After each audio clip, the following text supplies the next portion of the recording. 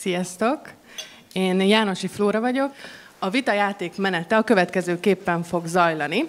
Én fogok mondani egy állítást, és az öreg diákoknak, vagyis a volt waldorfos diákoknak el kell dönteniük, hogy nem értenek egyet az állítással, vagy egyet értenek az állítással. Megkértük külön őket, hogy olyan ne legyen, hogy középen maradnak, mindenképpen döntsenek, és majd a beszélgető körben ki lehet fejteni, lehet árnyalni a véleményüket. Az is nagyon fontos, hogy szabad véleményformálás van, és szabadon meg is változtathatod a véleményedet is, vagyis, hogyha a beszélgető kör alatt elhangzik egy jó ellenérv, vagy mellette lévő érv, akkor nyugodtan át lehet menni a másik oldalra, és elmondhatod, hogy miért változtattad meg a véleményedet. És most szeretném kérni az öreg diákokat, vagyis a volt waldorfos diákokat, hogy jöjjenek be.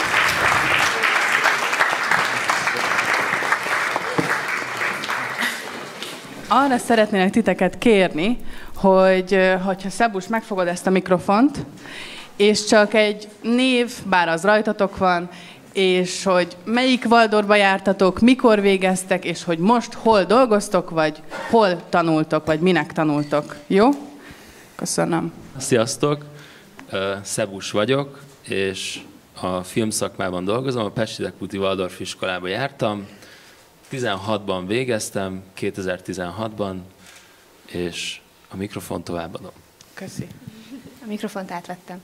Én Németh Janka vagyok, az Óbudai Waldorfban végeztem 15-ben, és service designerként dolgoztam az elmúlt egy hónapig, most körbes szakmát választottam. Sziasztok! Paris Snowball vagyok, Győrből érkeztem, Forrás Waldorfba végeztem 2008 környékén, egy dizájn és innovációs céget vezetek, illetve van 3 waldorfos gyerekünk. Sziasztok, én Németh Botond vagyok, Óbudán végeztem 2015-ben, és most jogtanácsos vagyok. Sziasztok, én Lázin Flóra vagyok, én is az Óbudai Waldorfba jártam, 15-ben végeztem, és most közösségszervezőként dolgozom. Sziasztok, én Zsuzsi vagyok, én Szombathelyen végeztem 2015-ben, és most meg építészmérnökként dolgozom a Gutowski Architects nevű cégnél, ami a nevével ellentétben egy budapesti cég. Sziasztok, én Incédi Hunor vagyok, én idén végeztem Fóton, és most a Bartók Konziban tanulok jazz basszusgitárt. Sziasztok, én Gáspár Botti vagyok, és én 19-ben végeztem a Fóti Waldorfban, és jelenleg a sales szakmában vagyok az OTP Mobil Kft-nél. Sziasztok, én Bátori Attila vagyok, én is 19-ben végeztem a Fóti Waldorfban, és jelenleg szoftvertesztelőként dolgozom a OTP Mobilnál. Szervusztok, én Bolyákos Bors vagyok, én Debrecenben jártam Waldorfba, majd államiba, majd Kispesten végeztem Waldorfba 2020-ba. Nagyon sok mindent kipróbáltam, én most magyar szakon tanítanak. Sziasztok, én Nina vagyok, én tavaly érettségiztem szintén Fóton, és én idén kezdtem el az euritmia képzést. Sziasztok, Csenge vagyok, Nemes Vámoson végeztem 2023-ban, és most jelenleg az ELTÉn hallgatok matek ének tanárszakon. Sziasztok, én Julcsi vagyok, és én itt a Regiben végeztem 23-ban, és jelenleg Szegedre járok biológia szakra. Sziasztok, én Pót Boldi vagyok, én Gödöllőre jártam, aztán itt a Regiben 22-ben végeztem, most Kaposváron a matén gyógypedagógiát tanulok. Nagyon szépen köszönöm a rövid bemutatkozásokat. Akkor kezdődjön is szerintem a játék, és az első állítást mindjárt fel is fogom olvasni. Megpróbálok így állni, és akkor ti is láttok meg ti is. Gyakran érzem magam furcsának azért, mert waldorfos vagyok. Nem értek egyet, egyet értek. Gyakran érzem magam furcsának azért, mert waldorfos vagyok.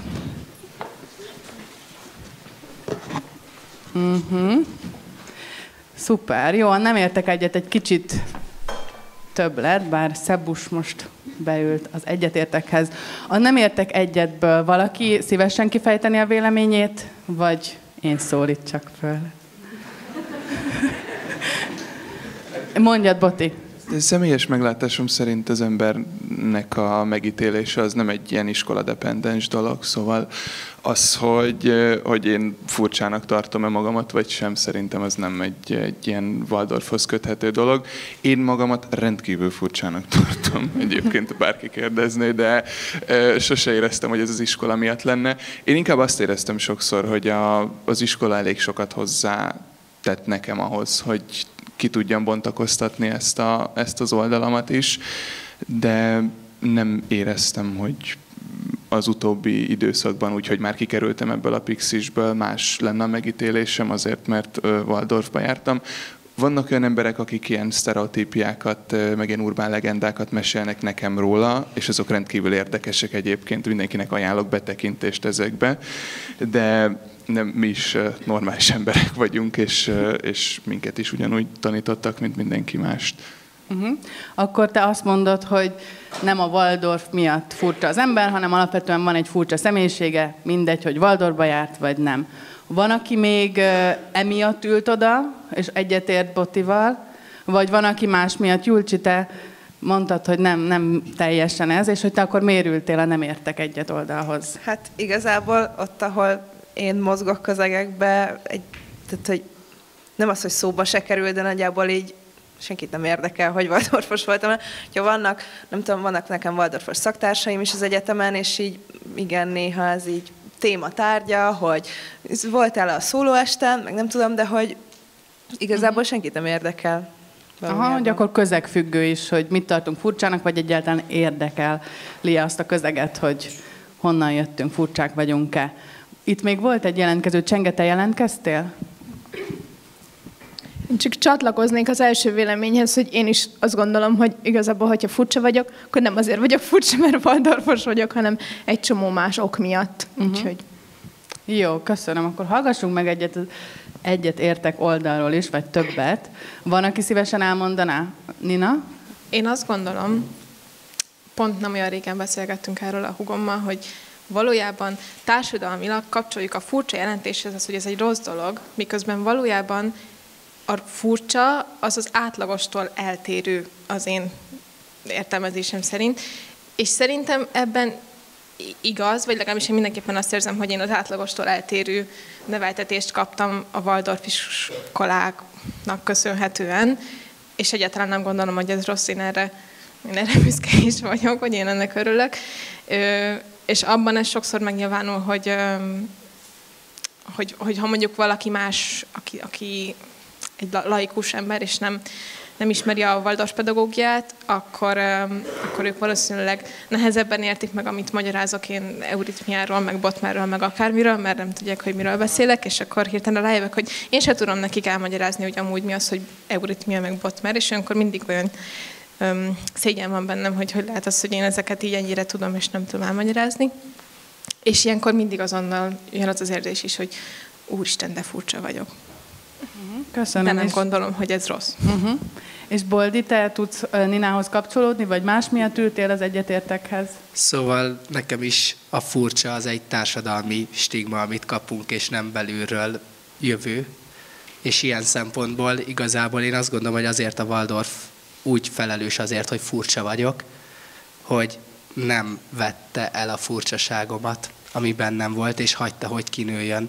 Hogy nekem például ezt mondják, mikor mondom, hogy annyira utálom az egyetemben, hogy megtanulom a vizsgára a dolgokat, és aztán elfelejtem, és hogy ez teljesen fölösleges, akkor néznek rám a szaktársaim, hogy ezt így hogy lehet gondolni, és hogy mennyire nem vagyok hozzászokva ahhoz, hogy fölöslegesen kell tanulni dolgokat azért, hogy aztán az ember elfelejtse.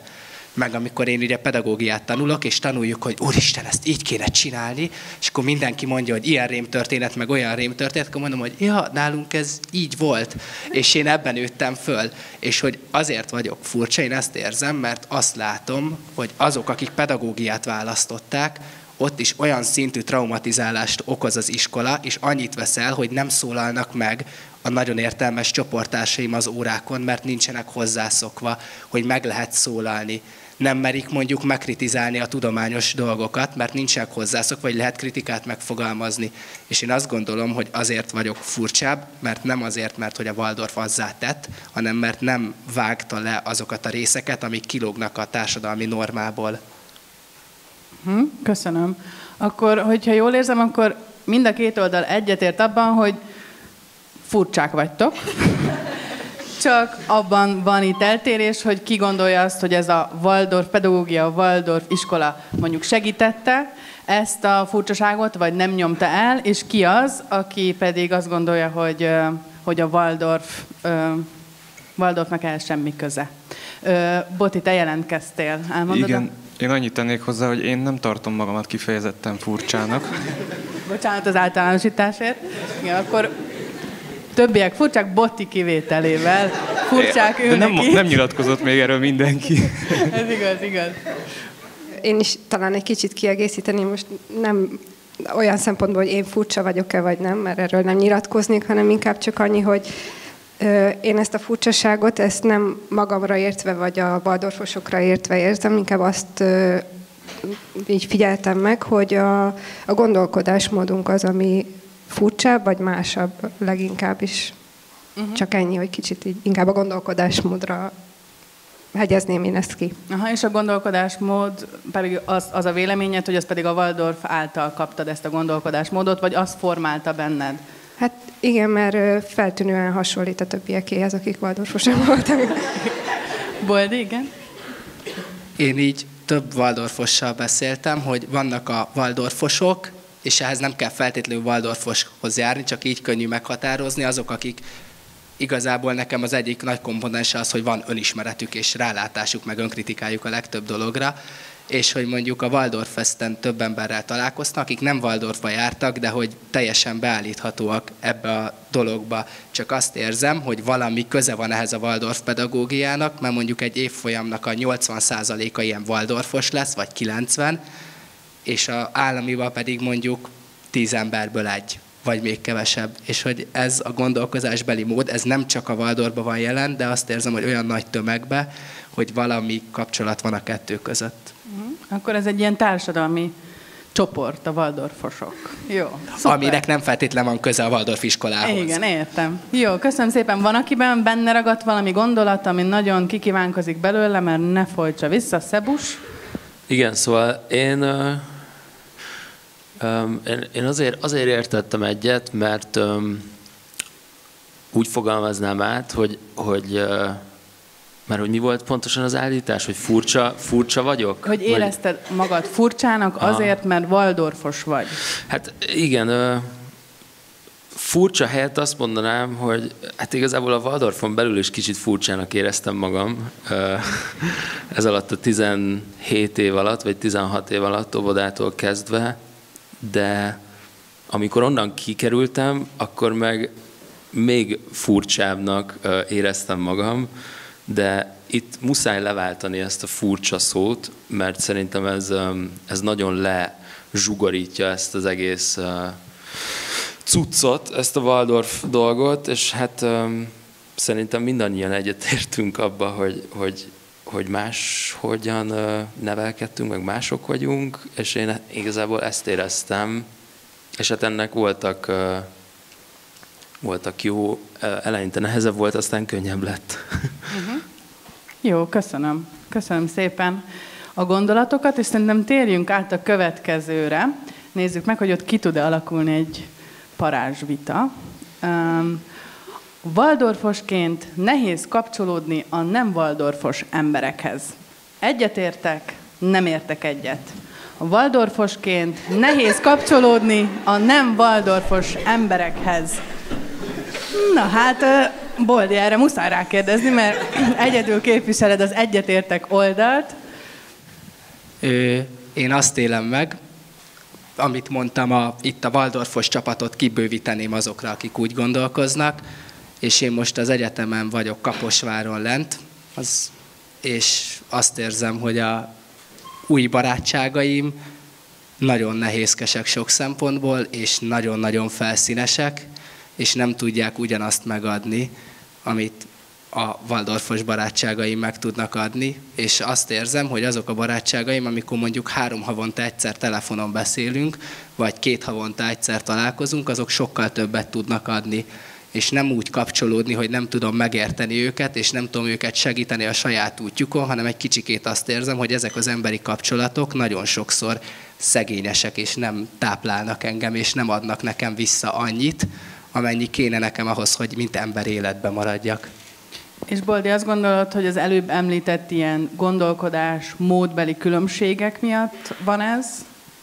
Vagy valami más miatt? Hát nekem az egyik nagyon komoly nehézségem a barátaimmal, hogy nem tudnak kritikát elfogadni. Nem is a kritikát, hanem mikor szembesítem őket valamivel.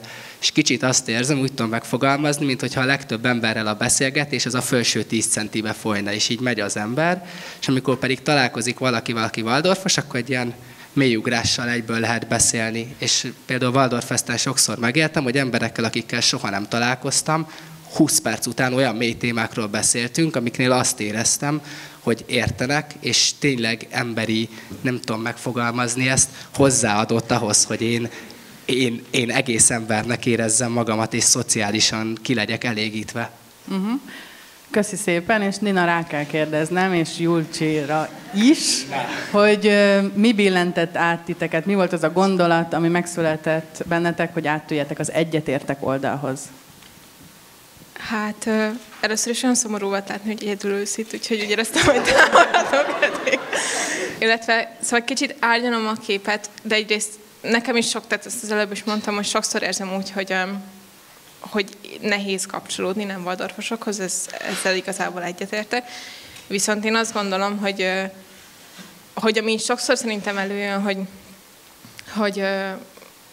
hogy mi így mondjuk nyitottabbak vagyunk, meg bátrabban tudunk közeledni, hogy ezt igazából felhasználhatjuk, és hogy nekem, tehát én most tanulgatom ezt, hogy valójában, hogyha én ezt a nyitottságomat megőrzöm, és így bátran belállok, és úgy fordulok valakihez, aki amúgy nem waldorfos, mintha az lenne, akkor nem mindig, de hogy van, hogy azt tapasztalom, hogy ő is megmer nyílni, és mégiscsak tudunk beszélgetni, és persze megvan még így is az, hogy tehát az, ami egy waldorfossal kialakul, ami abban a pillanatban, hogy kiderül, hogy mind a ketten waldorfosok vagyunk, azt nem lehet utánozni, nem lehet pótolni, de hogy szerintem kialakítható másokkal is olyan kapcsolódás és beszélgetés, amiről nem gondoltad volna, hogy megtörténhet, hogyha te nem vagy olyan nyitott. Értem, köszi, Jút. Igen? Szóval nekem nagyon sokszor van ez, hogy nyitottságommal nagyon tudok kapcsolódni emberekkel, és hogy ők így állnak, hogy úristen, ez milyen barátság is. Hogy így még sose láttam megélve magamat, és én pedig állok, hogy még messze nem tartunk ott, ahol egy csomó másik emberrel, és hogy én azt érzem, hogy kapcsolódni tudok, az ő oldalukról tényleg ez ilyen úristen, az én oldalamról pedig állok, hogy és nem tudom, ez valahogy ehhez kapcsolódik. Köszi. Próbálok rövid lenni. Nekem azért ültem át, mert eleinte azt gondoltam, hogy igazából tök sok barátom van amúgy, aki nem waldorfos, de aztán így belegondoltam abba, hogy mondjuk Szegeden, ahol már lassan másfél éve oda járok, a legjobb barátnőm, akit ott is ismertem meg,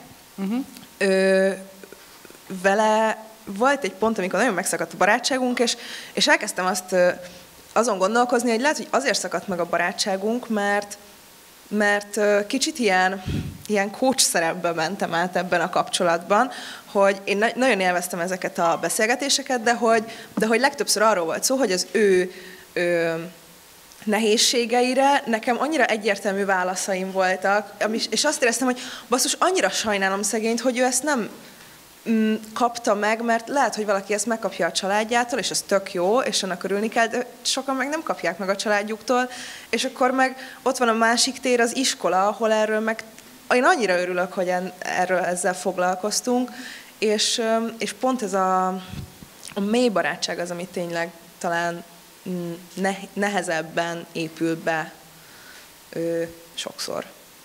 Értem, köszönöm szépen, hogy megosztottátok, és muszáj rákérdeznem Borsra, mert az előbb majd kiesett a székből, annyira jelentkezett, és utána Jankának fogom átadni a szót. Igen, azt hiszem, azt el kell ismerni, hogy egy nem Waldorfosnál több időt kell arra szánni, hogy egy mélyebb kapcsolatot, vagy rendszerint több időt kell arra szánni, hogy egy mélyebb kapcsolatot ki lehessen alakítani, és kicsit így a hagymahéjait lehúzogatni róla. De nem lehetetlen, és hát mondhatjuk azt, hogy nehézségként éljük meg, de hogyha rászánjuk az időt, szerintem hátrány nem ér minket amiatt, mert nem waldorfosokkal barátkozunk. Igen, ezt én is így gondolom. Köszi, Bors, hogy kifejtetted, és akkor adjuk át Jankának. És akkor Bors, te azt mondod, hogy lehet kapcsolódni, csak hosszabb idő lehet számodra a kapcsolódás. Feltétlenül. Értem. Janka? Én csak egy alapvető különbséget szeretnék, vagy arra szeretném felhívni a figyelmet, hogy a gimnáziumi együttlét az egy olyan intenzív együttlét az osztálynak, a közösségnek, amit igazából soha többet az életben nem nagyon fogunk megtapasztalni, és szerintem emiatt is nehéz összehasonlítani egy munkahelyi, vagy egy egyetemi, vagy egy bármilyen más közeget, egy gimnáziumi, tényleg minden óránkat együtt töltjük kapcsolódással. Köszönöm, Csenge, meg utána Flóra. Én azt tapasztalom, vagy azt gondolom, hogy ez is attól függ, hogy milyen közegben mozog az ember. Tehát én például a szaktársaimmal a tanárszakon azt érzékelem, hogy nagyon könnyen megyünk bele mély témákba, nagyon könnyen egy ilyen, nem tudom, filozofálgatás, kicsit ilyen lelki dolgokról beszélgetés, ez teljesen benne van. És közben meg teljesen el tudom képzelni, hogy egy másik szakon, ahol például nem olyan emberek mennek oda, akik annyira emberekkel akarnak foglalkozni, és az a fő gondolatuk, hogy tényleg így emberileg, tehát ezekkel a témákkal foglalkoznak, akkor ez másképp működik, de hogy azt gondolom, hogy például egy olyan közegben, amiben én vagyok, ott azért, mert tanárnak készülnek az emberek, azért van egy hasonló gondolkodásmód, mint a waldorfos gondolkodásmód, egy ilyen emberközpontúbb. Köszönöm. És akkor most Flóra is utána megjegyzem, hogy jelentkeztetek. Na igen, én tökre tudok erre is csatlakozni, mindkettőtökre, de hogy én amúgy egyáltalán nem éltem meg ezt még így nehézségnek, hogy valaki nem waldorfos, és emiatt így le kell hántanom róla a rétegeket, meg nem tudom micsoda. Szóval nekem tökre vannak nem waldorfos barátaim, akikkel tök mély barátságom van, szóval szerintem ezt így nem lehet egyáltalán kijelenteni, hogy Waldorf, nem Waldorf. Meg volt olyan is, hogy Waldorfossal nem volt jó a beszélgetés. Szóval. Köszönöm, és akkor Bottival fogjuk majd zárni, de előtte Periszt meghallgatjuk. Bocsi, Botti, hogy... Csak egy gyors gondolat, hogy szerintem nem egyáltalán Waldorf függő ez az egész. A Waldorfban egyszerűen több nyitott ember van. Az, hogy a társadalom nagy része antiszociális, az nem azt jelenti, hogy ez egy jó dolog. És az antiszociálisat azt értem, hogy nem azt, hogy csacsognak, mert arra beszélsz, hogy csacsognak. Elmegy a klubba, csacsog. A valódi szociális ember az arra szól, hogy másikra kíváncsi, és az Waldorfban több van. Tehát, hogyha csak magamra vagyok kíváncsi, akkor antiszociális vagyok. A Waldorfban azt gondolom, hogy több olyan gyerek van, aki másikra kíváncsi.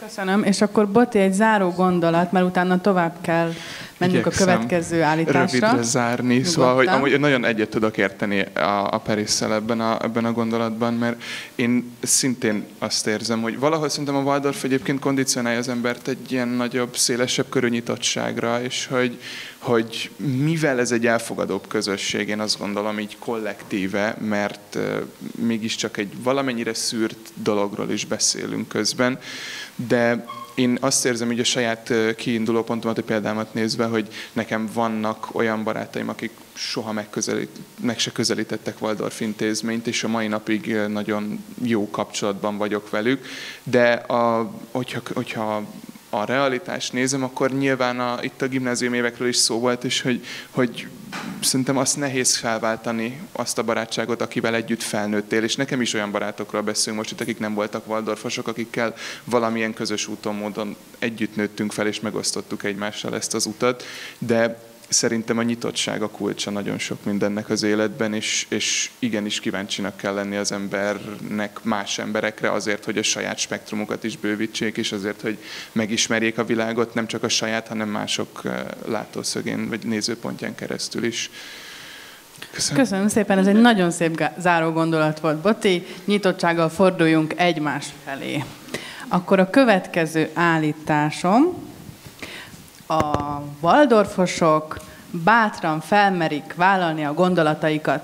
Mielőtt még áttültök, a közönséghez fordulok, elmondom még egyszer, és kérlek, tegyétek föl a kezeteket, hogyha azt gondoljátok, hogy a egyetértek oldalon lesz majd több. Mindjárt elismétlem. A waldorfosok bátran felmerik vállalni a gondolataikat. Ki az, aki azt gondolja, hogy az egyetértek oldalon lesz a többség? És ki az, aki azt gondolja, hogy a nem értek egyet oldalon lesz a többség? Jó, itt is látok kezeket, bár az egyetértek oldalon több van. Na nézzük meg, a waldorfosok bátran felmerik vállalni a gondolataikat. Egyetértek, nem értek egyet.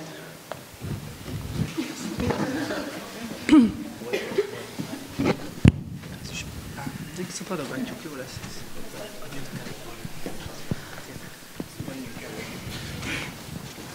Az egyetértek oldalon lett a többség, de azért ülnek nem egyen, nem ketten, a nem értek egyet oldalon is, és akkor hát akik úgy gondolják, hogy a waldorfosok nem verik felvállalni annyira a véleményüket, azok ez az oldal, hát akkor most vállaljátok fel, kérlek a véleményeteket és a gondolataitokat, és osszátok meg, hogyha...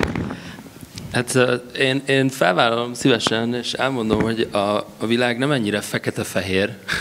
Szóval, hogy nem igazán érdemes úgy gondolkozni, hogy a waldorfosok X és mások Y, mert így szerintem...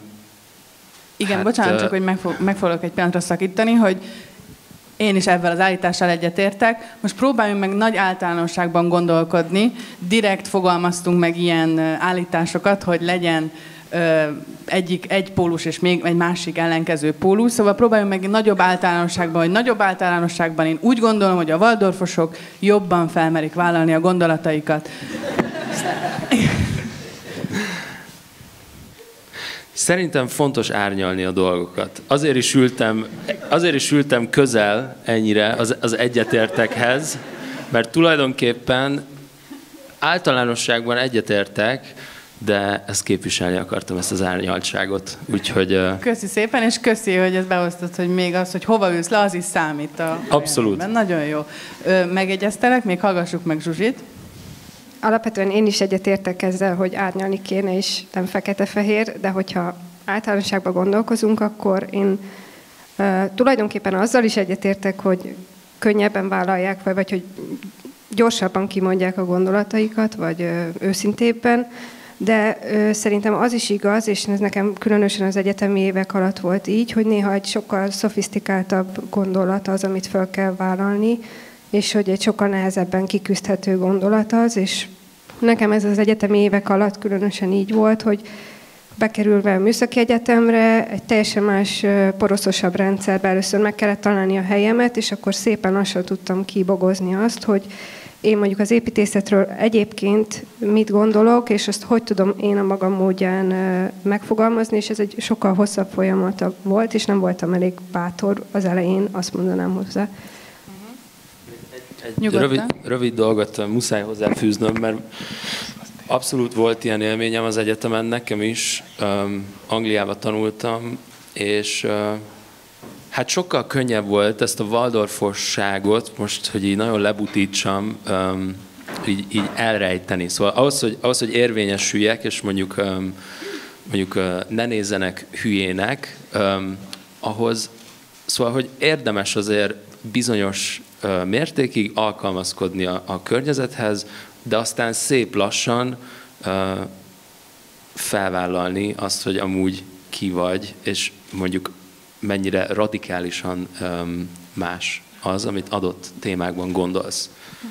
Szóval ezt nem így egyszerre, de hát ez már csak az árnyalás. Ez egy folyamat. Értem, köszönöm. Itt még volt a Boldi, Janka, és utána Peris, és utána Csengét meghallgatjuk, hogy miért ült át Boldi. Szóval én igazából innen csatlakoznék az első gondolatodhoz, hogy én úgy voltam, hogy ezt a mondattal én így nem tudok mit kezdeni, úgyhogy én úgy fordítottam le magamba, hogy a waldorfosok többször bátrabban vállalják fel a gondolatukat, és így egyet tudok vele érteni, és hogy igazából ezt többször élem meg, és hogy persze nekem nagyon sokszor kérdés az, hogy mindig az egyetemen én úgy vagyok kezelve, hogy én vagyok a waldorfos diák, és hogy én azt érzem, hogy azért a waldorfosok közül is kilógok, és hogy ez nagyon igazából emberekről van szó, szóval ezért nagyon nehéz, mert van egy introvertáltabb waldorfos, de hogy így nagy általánosságban én azt érzem, hogy egy kicsit előbb mondják ki, és többször hallom azt, hogyha van egy közösség, ahol a közösségnek kell képviselni viszont a véleményét, valakivel szemben, mondjuk én megkaptam az évfolyam felelős szerepet, és hogy könnyebben képviselem az évfolyamnak az érdekeit, és hogy ezt többször hallottam, hogy ha több emberét kell képviselni, akkor ő lesz az, aki kimondja a véleményt. Igen, valahogy így egy kicsit nagyobb a hajlandóság, de nem mondanám, hogy ez ilyen fekete-fehér, hogy ők mindig kimondják a véleményüket. Szuper, köszönöm. És akkor Periszt még meghallgatjuk, meg Botit is, meg Jankát is. Én jártam amúgy rendes államiba, nem ajánlom senkinek. Tényleg nem. Tehát, hogy nonsens. De hogy, és ez 20 éve volt, vagy úristen több. Igazából én azt vettem észre, tehát azért, hova is hogy egyet értek, igen, azért értek egyet, mert ha Waldorfon belül vagy, azért hozzászoksz egy ilyen safe space-en belül, hogy elkezded ezt mondani, és szépen lassan ez elkezd egy kicsit kikopni, és a felnőtt életben azt látom, hogy ezt folyamatosan tanulni kell. Tehát ez nem az van, hogy tehát a waldorfos egy egyszerűbben tud indulni, hogy nem óvodába tapossák el a véleményét. Tehát, hogy azért az egy tök jó handicap azzal indulni, hogy ezt mondjuk csak 18-19 évesen kezdik el. Ezt szerintem újra kell tanulni, úgyhogy így egyetértek, de nem ezen múlik. Köszönöm. És akkor Janka, Boti, igen. A sorrendet folyamatosan változtatom, hogy izgalmas legyen mindig. Nekem is sok egyetemi tapasztalatom van, ilyen pont, amit te mondtál, Boldi, hogy így egy nagyobb csapatnak felvállalni a véleményét a tanárokkal szemben, vagy ilyesmi, és pont ezt az aspektust akarom behozni, hogy nekem nagyon az volt a tapasztalatom egész gimnáziumi éveim alatt, hogy a tanárokkal egy olyan partneri viszonyban tudunk együttműködni, ami igazából tényleg együtt alakítjuk közösen a szabályainkat, és ez az egyetemen abszolút nem így volt, és voltak olyan tanárok, akik nagyon le akarták tolni a torkunkon azt, amit ők gondoltak, és hogy én nekem nem egy olyan tapasztalatom volt, hogy odaléptem egy nem tudom milyen nagy professzorhoz, és elmondtam neki azt, hogy szerintem hogy lenne jobb, meg nem tudom, és volt olyan, hogy azt mondta, hogy wow, amúgy tényleg. Szóval, hogy ez az ilyen rendszerből való kilépés, és nem betagozódás, ez szerintem egy olyan eszköz, ami az élet bármelyik területén tök jól tud jönni, és itt a gimnáziumban meg felerősödik. Köszi. Köszönöm. Nem tudom, én nagyon sokszor szembejövök azzal, szerintem waldorfosként egyébként abszolút könnyebben osztjuk meg, sőt, némelyikünknek van ilyen véleménynyilvánítási kényszere, úgyhogy ezt nézzétek el nekünk, kérlek. De hogy ettől függetlenül szerintem nem azt kell nézni, hogy valaki mennyire nyomja, vagy mennyire nem nyomja, hanem sokkal inkább azt, hogy mit akar nyomni, mert én is azt éreztem sokszor, hogy vannak emberek, akik rám akarják erőltetni a véleményüket, de a mögöttes szándéka az teljesen más, mint ahogy ezt én először egy személyes támadásnak éltem meg, hogy ő nem ért egyet az én életfilozófiámmal. És egyébként most én sem szoktam ezt így okvetlen felhozni mindenkinek, hogy igenis én Waldorfba jártam egyébként, mert hogy alapvetően próbálom ezt én is úgy kezelni, hogy ha valakit érdekel, akkor nagyon szívesen elmondom az erről alkotott véleményemet, de egyébként meg személyemben ez csak egy része annak, hogy én ki vagyok, és nem ez a döntő meghatározó tényező. És itt vannak egyébként szerintem sokszor felnőttekben, akik teljesen más közegből érkeznek, tévhitek ezzel kapcsolatban. Én már hallottam olyan kérdéseket egyébként, hogy sikerült leérettségizni, hát bárki másnak, és hogy ott elvileg ilyenek vannak. Én hallottam, egyik anyuka megkérdezte, amit tényleg kimehetünk-e órán például, hogyha nem akarunk tanulni, mondom, persze, abszolút. Tehát, hogy én végkin voltam, és a pitpang fújásból érettségiztem egyébként az árok szélén, úgyhogy ezeket szerintem fontos eloszlatni, és hogy nem tévhitek közé zárni a rólunk megalapozott, vagy rólunk terjengő közhiedelmeket, és ilyenkor szerintem helyén van az embernek véleményt nyilvánítani és elmondani teljesen normális emberi körülmények között azt, hogy mik az ő személyes tapasztalatai, és hogy ő hogyan élte ezt az adott dolgot meg, és ez szerintem a nyitottságról szól. Még meghallgatjuk Csengét, mert ő volt az, aki átült. Már egy pár gondolattal ezelőtt ültél át, de kérlek, oszd meg, hogy miért, és utána Flóra, Bors, és a Bors fogja zárni most ezt a kört. Igen, tehát én azon kezdtem el gondolkozni, hogy az jutott eszembe, hogy amikor az egyetemen a matek órán ülünk, akkor mindig beszélünk egy polinomról például, és megkérdezzük, hogy mi fölött, tehát hogy milyen számhalmazon gondolkodunk, és hogy itt is szerintem az a kérdés, hogy milyen közegben mozgunk. Tehát, hogy nálam megint az van, hogy azt érzékelem, hogy megint csak a tanárszakosok, meg egyébként a zenészek között mozgok még, és hogy azt érzem, hogy egyébként szerintem nincs jelentős különbség a között, hogy most az én közegemben én vagyok egyedül waldorfos, hogy én hogy nyilvánítok véleményt, vagy a társaim hogy nyilvánítanak véleményt, és ez jutott eszembe, hogy egyébként nekem nincs erről személyes más tapasztalatom. Annyit tennék hozzá, hogy egyébként szerintem a konfliktuskezelésben lehet különbség, mert hogy mi a Waldorfban kaptunk egy olyan alapot, amivel tehát hogy én szerintem könnyebben tudjuk kezelni a konfliktusokat, és nem egy ilyen támadás, védekezés dologba megyünk bele. És hogy ezt érzem különbségnek talán inkább. Köszi szépen, és köszi az új aspektust a konfliktuskezeléssel. Flóra? Hát csak annyi, hogy én például az egyetemen egyáltalán nem voltam az az ember, aki így mindig mondta, és a többiek véleményét így összegyűjtötte, sőt, én azt éreztem, hogy mindenki más folyamatosan mondja, de nem tudom, hogy mondjuk Hollandiába jártam egyetemre, lehet, hogy ez különbség, vagy mit tudom én, de hogy én nem éreztem, hogy waldorfosként én vagyok az, aki mindig mondja. Én nem feltétlen waldorfos kötném. Én gimnáziumban jártam, állami gimnáziumba, ahol egy osztályon belül voltunk festők, szobrászok és néptáncosok, és a néptáncosok azok a flamboyáns előadó emberek. A véleményükkel ők véka alá nem rejtették, ők voltak azok, akiket így belítottunk osztályképviselőnek, hogy ti mentek, ti fogtok ezzel foglalkozni. De az tény, hogy azt hiszem a waldorfosokat később kezdik el bezárni, ezért nagyobb a hiba határ. Köszi szépen, jó csenged, de tényleg csak egy utolsó utáni gondolat, hogy szerintem tényleg van különbség a magyar és a külföldi oktatási rendszerek között, ez biztos. És tök jó, köszi Flóra, hogy behoztad a holland oktatási rendszerben tanulókat is. Köszi szépen a gondolatokat, és azt is megtudtuk, hogy akkor a néptáncosok talán még jobban felmerik vállalni a gondolataikat, mint a waldorfosok, vagy hangosabban. Nézzük a következő állítást. A Waldorf iskola diákjai gyakran nem értik a modern technológiák használatát. Összetett mondat, el fogom ismételni még egyszer. A Waldorf iskola diákjai gyakran nem értik a modern technológiák használatát. Nem értek egyet értek. Próbáljunk meg itt is elvonatkoztatni a személyességtől, szóval általánosságban beszéljünk, mert tudom, hogy vannak itt, akik... Tessék? Ezt elmondták, nincs középreállás. Nem lehet középre állni, igen, de akkor Bors, kérlek, kezdj is avval, hogy te miért szerettél volna középen állni. Hát az attól függ, hogy mit értünk modern, mit értünk technológia. A te értelmezésedben akkor most mondjad el, kérlek, hogy miért nem értek egyet. Én most még azon gondolkozok, hogy én hogy értelmezem, úgyhogy nekem ehhez még idő kell. Jó. Akkor Szabus. Végre egy olyan kérdés, amire tudok teljesen egyértelműen válaszolni, teljes válaszszélességgel. Én semmilyen értelmezésben nem értek egyet ezzel az állítással. Ennyit szerettem volna mondani. És ezt ki szeretnéd fejteni, hogy miért nem, vagy már annyira fel... Ja. Hát, hogy miért? Az egy sokkal hosszabb válasz. Próbáld meg mondjuk két mondatban.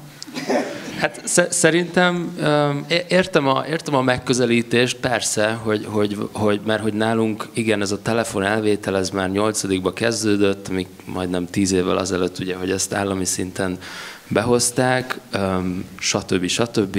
Nem nézhettem tévét, mint ahogy gondolom senki sem. Maximum a nagyszülőknél, ott is, én is egy ilyen gyerek voltam. Itt bejön a személyes sztorim igazából, ami elmeséli, hogy miért tudtam kapcsolódni nagyon fiatal koromtól a technológiához. Persze ennek volt egy olyan része, hogy a szobám alatti ugye a házunk tért fala szintjébe volt a padló, és alatta volt egy üreges tér, és hajnalig a nagypapámtól ellopott laptopon játszottam különböző játékokat, 10-12 éves koromtól kezdve. Osztálytársaim szintén magas szinten művelték az informatikát egész fiatal kortól. Itt is inkább így a tudatosságra, meg valaki itt az előbb mondta, hogy oké, hogy felvállalják a véleményüket, de nem mindegy, hogy vagy nem mindegy, hogy mit. Itt is inkább ezt a tudatosságot emelném ki. Nem lett belőlem kocka. De mondjuk ez is egy buta mondat, szóval, hogy igen, inkább itt arról van szó szerintem, hogy hogyan és mire használjuk a technológiát, és talán ebben különböznek a waldorfosok, talán. Értem. De használják, csak tudatosabban, akkor lehet, hogy ezt így fogalmaznám meg, ahogy most a gondolataidból. Paris, elmondod kérlek te is a véleményedet? Hát én egy díjnyertes dizájn és innovációs céget vezetek. Akkor így le is zárhatjuk a vitát. Nagyon sok technológiával dolgozunk együtt. Vannak olyan munkatársaink, akik nálam jóval később végeztek a Waldorfba, lányok, akik AI-jal dolgoznak, ilyenek. Itt igazából azt mondom, a fő kérdés az nem az, hogy értünk-e a technológiához, vagy bármi esetben, hogy tudatosan tudjuk-e használni, látjuk-e azt, hogy mit okoz az emberre, és hogyan tudjuk ezt etikusan beépíteni. És szerintem itt jön képbe az, hogy azért voltam nem mondom, hogy hol voltam, katasztrófa volt. AI-ról beszéltek öreg asszonyok, és hogy mennyire jó lesz majd itt ez a világnak, és így nem is látják azt, hogy miről beszélnek egyáltalán fenntarthatósági oldalról, vagy bármi, teljes nonsens, úgyhogy azt gondolom, hogy nincs lemaradás, inkább van egy felelősség, teljes használat. Akkor még Botit hallgassuk meg innen egyet, és utána még felteszek egy kérdést. Én ezzel azért nem értek egyet, mert szerintem ez megint nagyon emberre válogatja, és én kocka voltam, ezt beismerem mindenkinek, de abból is egy ilyen hardcore verziója. Szóval, hogy szerintem csak a World of Warcraft játékban egy ilyen 7800 óránál járok most, és lehet, hogy a mai napon már nem folytatom ezt, de attól függetlenül volt egy időszakom, amit abszolút erre éleztem ki, és egyébként általános iskolában talán egy kicsit nagyobb visszhangja volt ennek, mert az én szüleim nem kezelték ezt annyira égető kérdésnek, mint amennyire az osztályfőnököm, de én megértem a prót és a kontrát, de szerintem ez így nem mondható el rólunk, hogy azért, mert mi inkább a horgolást meg a kötést helyeztük előtérbe az általános iskolai éveinkben. Én ugyanúgy tudok batikolni azóta is, szóval nem rontott el a művészi készségeimet az, hogy a technikával is megismerkedtem. Köszönöm. Köszönöm. És akkor onnan Julcsi. Na. Hát én azért maradtam itt, mert én nem értek a modern technikához.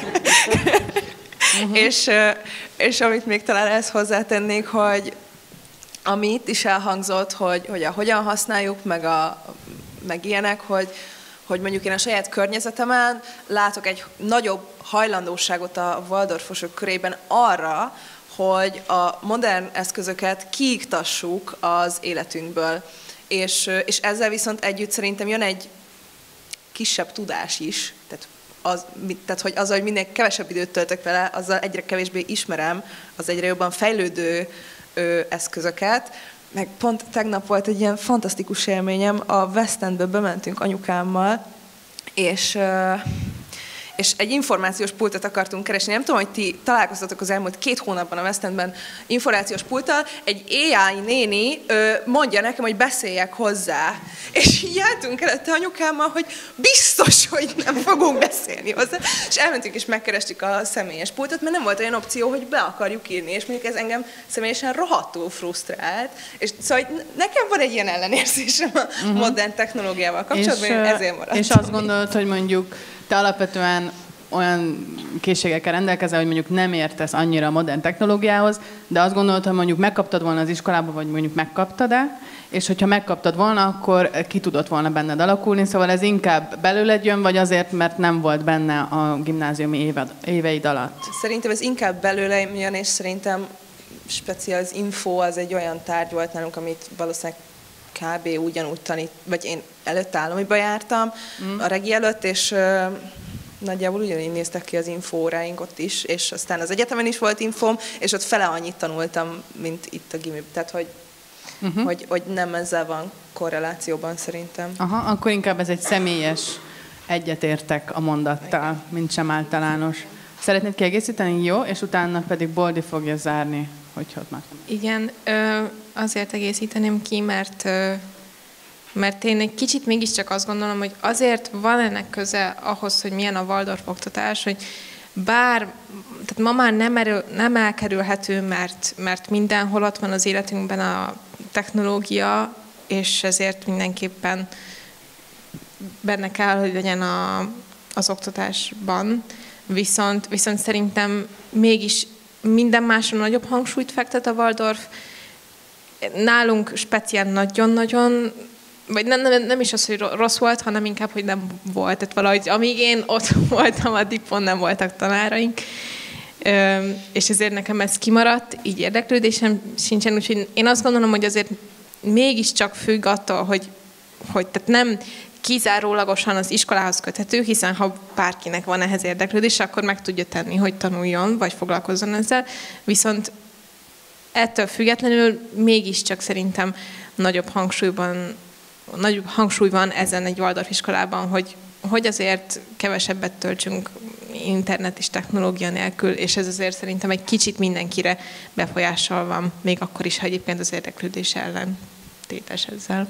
Jó, köszönöm a kiegészítést. Nagyon egy gondolatot, csak a véleménynyilvánítási kényszeremre hivatkozva, köszönöm, bocsánat. Szóval, hogy amúgy én tökre egyetértek ezzel, amit mondtok, és én csak tényleg egy nagyon rövid gondolat, hogy én is azt érzem, hogy minél okosabbak az eszközeink, annál hülyébbek vagyunk mi. Pontosan azért, mert felváltja a gondolkodó szerepet helyettünk ez a számítógép, ami itt van a zsebünkben ma, és hogy amúgy tényleg elkerülhetetlen ma, hogy legyen egy ilyened, mert a világtól elvágod magadat, ha nincsen, de szerintem, hogyha ezt az ember tudatosan kezeli, és megvan a saját tere, megvan az, amire ezt használja, akkor meg lehet találni benne azt az egyensúlyt, ahol nincs rá káros hatással, csak kiegészíti azt a mindennapos életet, ami kvázi ma már elkerülhetetlen. Köszönöm.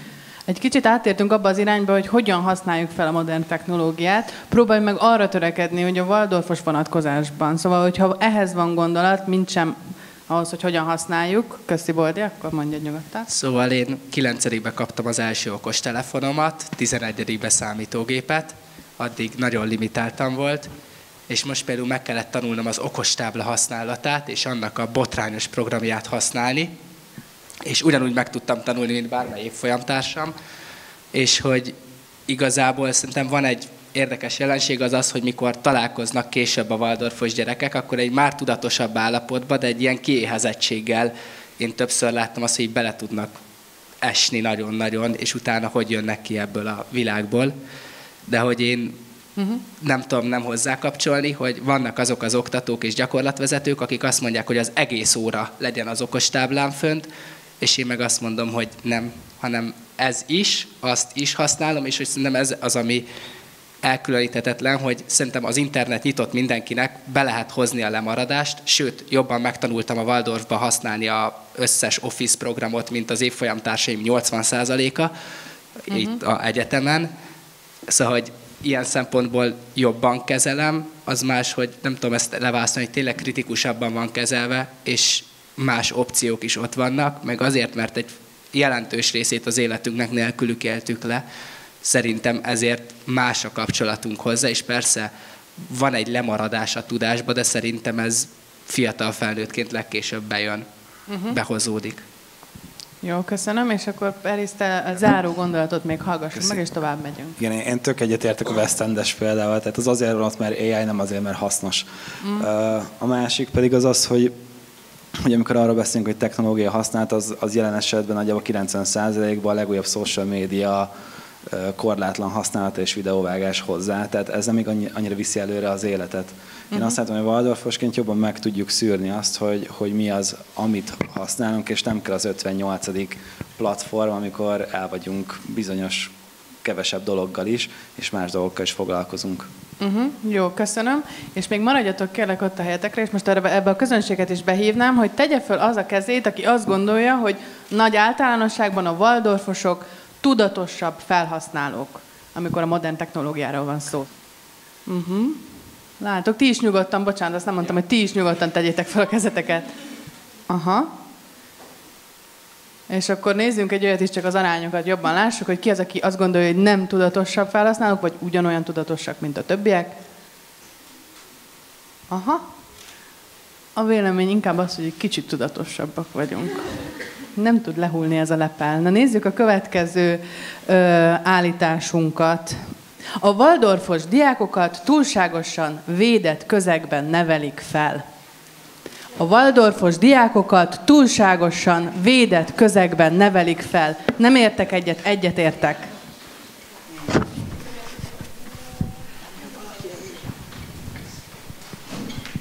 Janka, van kedved megosztani velünk, hogy miért a nem értek egyet oldalhoz ültél?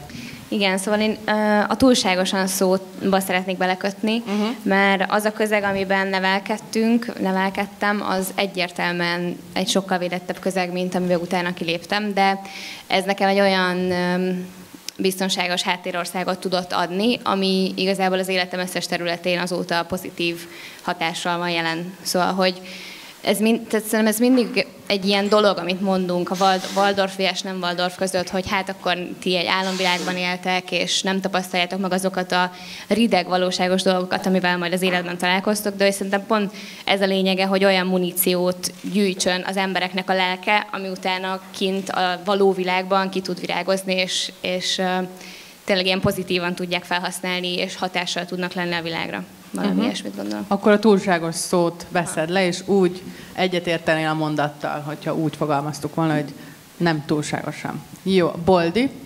Én azt hiszem, a Waldorfos Mi Értek Facebook oldalban olvastam 4 évvel ezelőtt ezt a hasonlatot, hogy mikor elültetünk egy gyümölcsfát, akkor nem megyünk ki minden nap, és kezdjük el rázni, hogy szokjad a szelet! Meg nem locsoljuk 3 hétig, hogy majd lesz szárazság, szokjál hozzá a szárazsághoz, hanem hogy ápoljuk és védjük addig, amíg megerősödik, és majd reménykedünk benne, hogy túléli a szelet és a szárazságot egyedül, és valahogy ez így kísér magammal, ezt akartam hozni. A másik az, hogy a pszichológusommal hosszú vitákban vagyunk erről a témáról, hogy ő azt mondja, hogy a Waldorf az szép és jó, csak amíg a többségi társadalomba kell utána élni, az nehéz. És nagyon-nagyon sokat gondolkoztam, hogy átüljek-e, mert a túlságosan szó, nem tudom, hogy mi a jó mennyiségű óvás, mert biztos, hogy azért egy egyetemi oktatás, hogy tényleg fölösleges dolgokat kell tanulni, és hülyén van visszakérve a dolog, az így nagyon-nagyon fáj egy Waldorf iskola után, ahol lehetett vitatkozni, hogy de hát én ezt nem tanulom meg.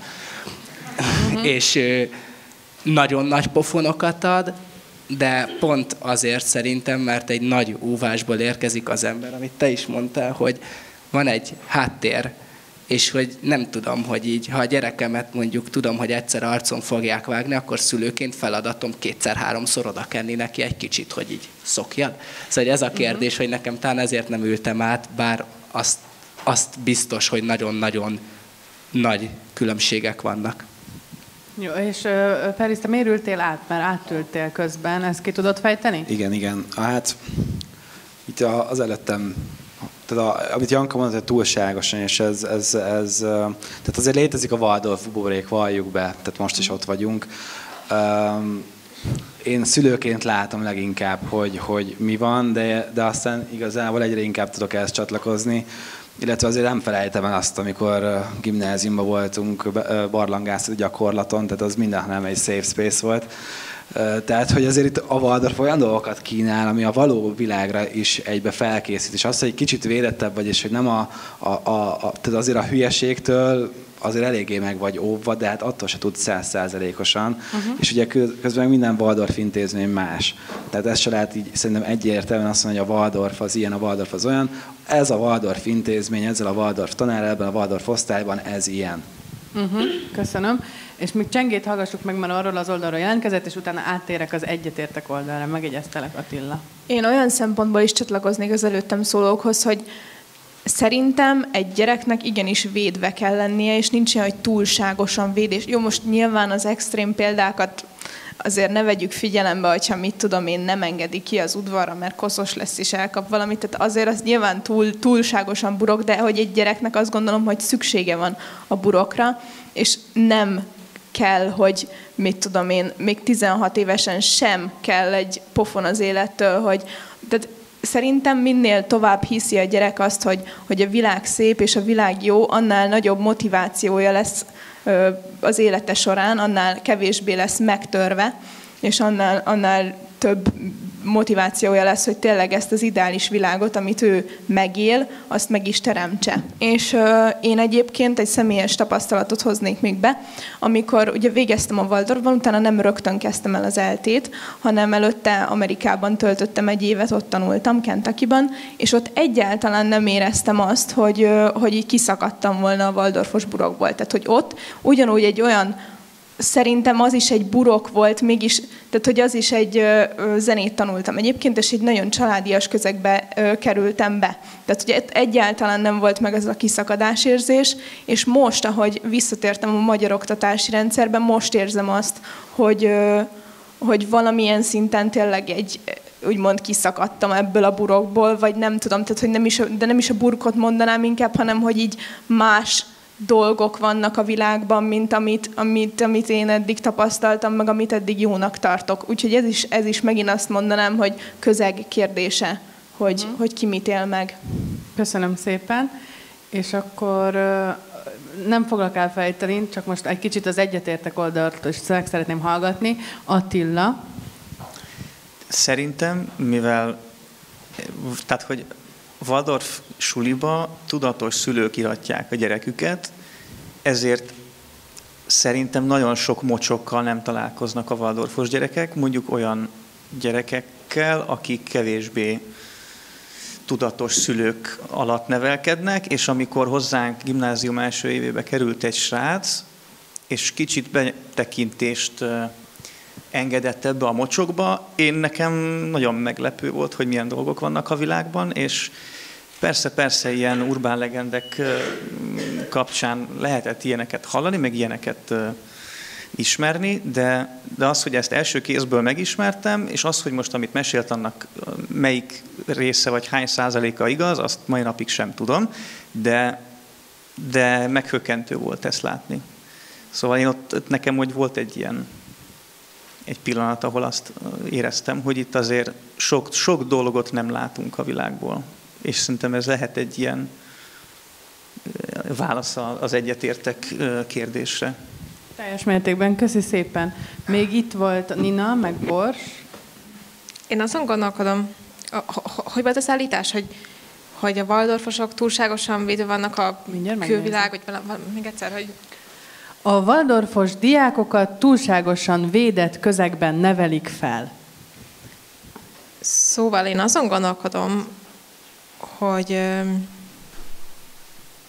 ott kezdődnek nekem a problémák, hogy én tökre egyetértek veletek, és nem tudom, hogy én nem ülök jó oldalon, vagy ti fogalmaztátok meg az én véleményemet, mert hogy szerintem ezzel mindenki egyetért, ami az állítás, csak az a kérdés, hogy mert ugye abban, hogy túlságosan, és ezért kötöttek bele szerintem ti is, hogy ebben nincs benne, hogy ez most rossz vagy jó, hogy túlságosan. Mert hogy valahogy nekem úgy hangozna, tehát hogy túlságosan így vagyunk nevelve, és ezért később nehezebben boldogulunk, vagy nem boldogulunk nehezebben. És szerintem, tehát hogy egyrészt igen, én azért ülök itt végül mégiscsak, mert egyetértek azzal, hogy tényleg túlságosan védő vagyunk, viszont szerintem ez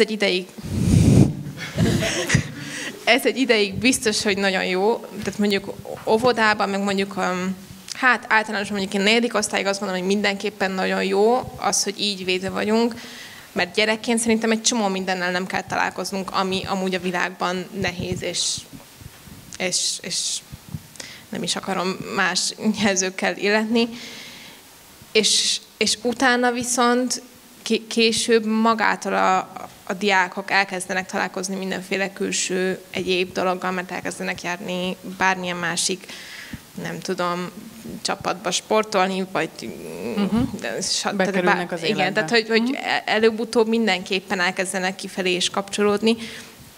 Úgyhogy én kicsit ugyan átfogalmazom, én azt gondolom, hogy ezért értek egyet, és ezért gondolom, hogy jó. És mi volt az átfogalmazott állításod? Azt el tudod mondani? Így magad? Hogy valami volt, hogy túlságosan Hogy a Waldorfos védve diákokat vagyunk, igen, túlságosan. és hogy az a kérdés, hogy ez később megátol minket abban, hogy egyébként a világba bekapcsolódjunk, vagy ettől akkor most akkor Waldorf buborék, és én nem tudok kapcsolódni senkihez, és akkor ez már egy korábbi állításhoz is kapcsolódik.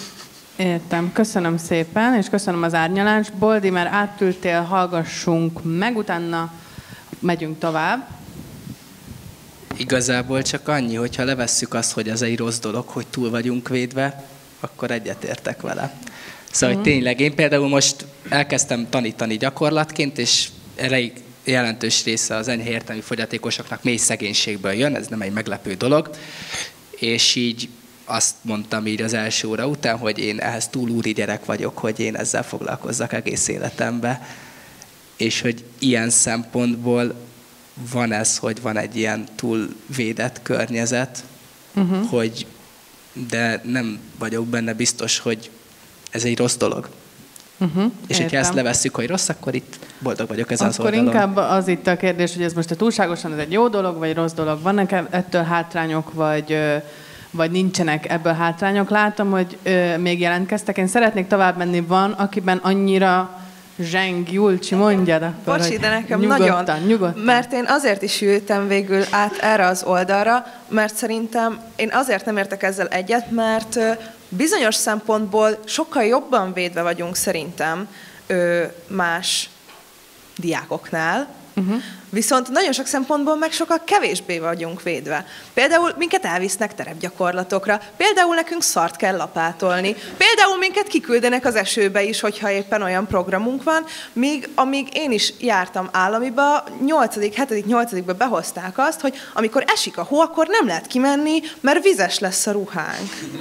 Egy évben egyszer esett a hó, és így ültünk benne talán egy 8-os diákok, akik éppen a lázadásuk közepén vannak, hogy talán menjünk már ki kicsit hógolyózni, vagy valami, és hogy nem engedtek ki, és most anyukám viszont ugyanebben az iskolában dolgozik, és egyre több ilyen szabályt hoznak, hogy mit tudom én, lassan már egy botot se emelhetnek föl, lassan már nem mehetnek ki egyáltalán a szünetben az udvarra a diákok, mert úristen, mi lesz, hogyha véletlenül az egyiknek egy hajaszála is meg fog görbülni, azt a mindenit. Szóval nagyon, a perspektíva szerintem nagyon nem mindegy, és lelkileg viszont igenis jobban védve vagyunk, és ez szerintem viszont meg nem biztos, hogy baj. Köszönöm szépen ezt a gondolatot is. Van, aki a közönségből esetleg benne is annyira zsong valami gondolat ebben kapcsolatban, hogy megosztaná? És kérlek mondd el, melyik oldalon ülnél? Én nem értek egyet oldalra ülnék be, mert ezzel a sártúrással is teljesen egyetértek, de én lelki oldalról is úgy látom, hogy sok olyan dologgal találkozunk, amivel mondjuk egy állam is nem. Például ezt az 50 órás gyakorlatot érzem én ezt nagyon, hogy a hugoméknak ő állami iskolába jár, és énekkarra leírták ezt az 50 órát, mert hogy ők részt vettek ezeken a programokon, míg mi mondjuk, én Martonvásáron voltam a középsúlyos értelmi fogyatékosoknak az iskolájában segíteni, és hogy szerintem ez egy lelkileg is megterhelő dolog, és nem tudom, hogy ti hogy vagytok ezzel, hogy ilyen szempontból meg azok az emberek teljesen kívül vannak ezen, akik nem járnak Waldorfba, hogy nagyon kevés olyan gyerek van szerintem, aki ebbe bele tud kapcsolódni. Nagyon szépen köszönjük. Van még esetleg valaki, aki bátorságot kapott? Igen, hogy lehet, hogy ha mondjuk kilépünk ebből a burokból, akkor először pofonként érhet valami odakint, de akárki más, aki mondjuk már addig is odakint volt, ugyanúgy azokat a pofonokat kapja, csak nem veszi észre, mert hozzászokott. És én, hogyha kilépek és megkapom a pofont, akkor eldönthetem magamban, hogy mit kezdek vele, hogy látom, hogy itt valami nem jó, és akkor én, mivel ezt felismerem, teherek érte, hogy jóvá vigyem és szebbé, amit tudok. Értem, köszönöm szépen. Akkor menjünk tovább a következő állításra. A Waldorf iskolában a diákok nincsenek felkészítve a hagyományos vizsgarendszer elvárásaira. Egyetértek, nem értek egyet. A Waldorf iskolában a diákok nincsenek felkészítve a hagyományos vizsgarendszer elvárásaira. Nem értek egyet, egyet értek.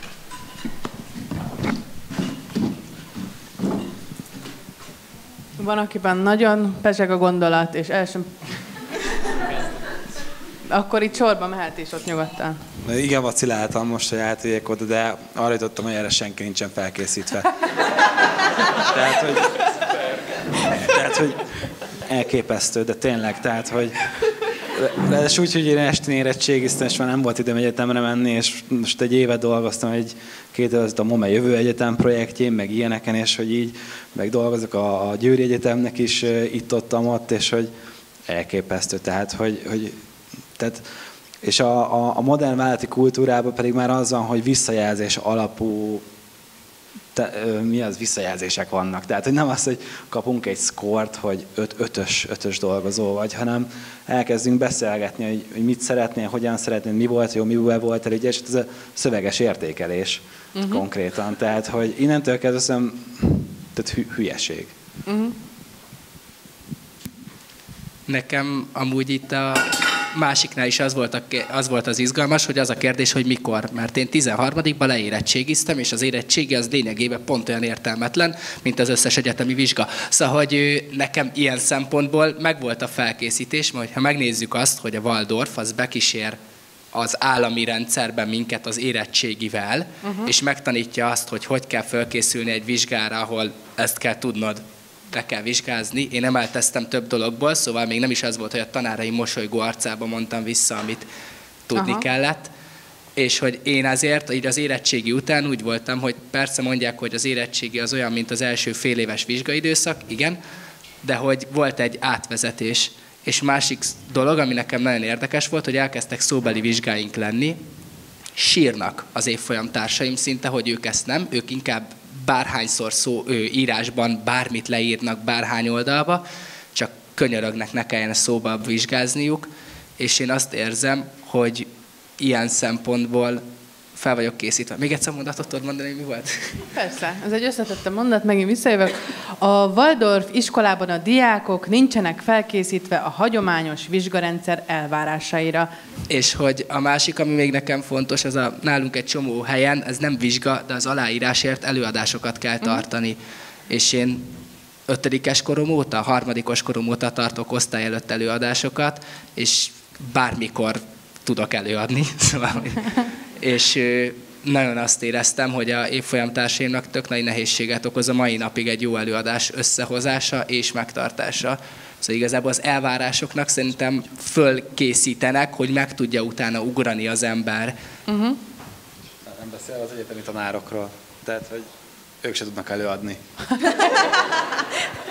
Köszi szépen, és most hallgassunk meg itt Zsuzsit az Egyetértek oldalon. Vagyis Zsuzsi azt gondolja, hogy nincsenek felkészítve a waldorfos diákok. Igen, szerintem nincsenek felkészítve, de nem is kell, hogy felkészítve legyenek, vagy hogy igazából, és ilyen szempontból az, hogy az érettségire fel vagyunk készítve, az oké, de hogy utána egyetemi rendszereknek az irreális elvárásait, tehát ugyanúgy meg tudjuk ugrani, mert van erőnk hozzá, én is meg tudtam ugrani, minden oké, viszont az viszont nagyon jó, hogy kapunk egy másfajta értékelési rendszert, mint megszokott értékelési rendszer, és mondjuk nekem is most az van, hogy a Műszaki Egyetemnek a építészmérnöki karán az elsősöknek a tervezési oktatásában részt veszek, és ott tök jó, hogyha visszafele ezt be tudjuk hozni, és nem csak 5-ös, 4-es, meg 4,5, meg 4,25, meg ilyen-olyan jegyeket kapnak, hanem szöveges visszajelzést tudunk adni, mert tudjuk, hogy az a legjobb, és hogy ez egy jó gyakorlat, és akkor be tudjuk hozni ezt a nézőpontot, hogy igen, mert nem az a fontos, hogy hanyast kap, hanem az, hogy tudja, hogy miért azt kapja, vagy hogy egy folyamatban van benne. Köszönöm szépen. Boti még jelentkezett csenge előtt. Te egyetértesz Zsuzsival, vagy hasonló okok miatt ültél ide, vagy teljesen más? Én abszolút egyetértek egyébként, és szerintem ott van a hangsúly, hogy nem készít fel, de nem is kell, hogy felkészítsen. Tehát, hogy szerintem ez az embernek tehát nem kell megugrani 13-4 évesen azt, amit 20 éves emberek ugranak meg. Tehát, hogy most miért tegyük ki magunkat egy olyan rendszernek, amire teljesen nincsen szükség. És ez nem jelenti azt, hogy te 14 évesen nem tudsz megugrani valamit, hogy utána 21 évesen ne tudnád, mert abszolút, de csak ennek van egy odavezető út, amíg felszeded azt a mennyiségű tudást és tapasztalatot, amivel majd később meg tudod ezeket lépni. És Számomra egyébként egy brutális nagy szakadék volt mondjuk az első egyetemi vizsgám, és még az érettségi között is, pedig elvileg ugye az volt az egyik ilyen mindenek feletti legnehezebb dolog. Én bevallom, én rengeteget Fortnite-oztam utolsó évben, de annyira nem fordítottam sok időt az érettségire készülés, és így is tudtam abszolválni, úgyhogy bekerüljek oda, ahova jelentkeztem, de az akkor is egy teljesen más közeg volt és elvárásrendszer, és szerintem ez pont a Waldorf abban segít, hogy felnőjél a feladathoz, és megtanuld adaptálni azt, hogy hogyan kell egy adott rendszernek a követelményeit teljesíteni, amit te fogsz tudni teljesíteni, függetlenül, hogy Waldorfos voltál-e vagy sem, és én még a záró gondolatként annyi, hogy tőlünk bárki, tehát mindenki, ahova jelentkezett, oda fölvették, és hogy sokszor hallom ezt, hogy onnan be lehet-e kerülni ide vagy oda.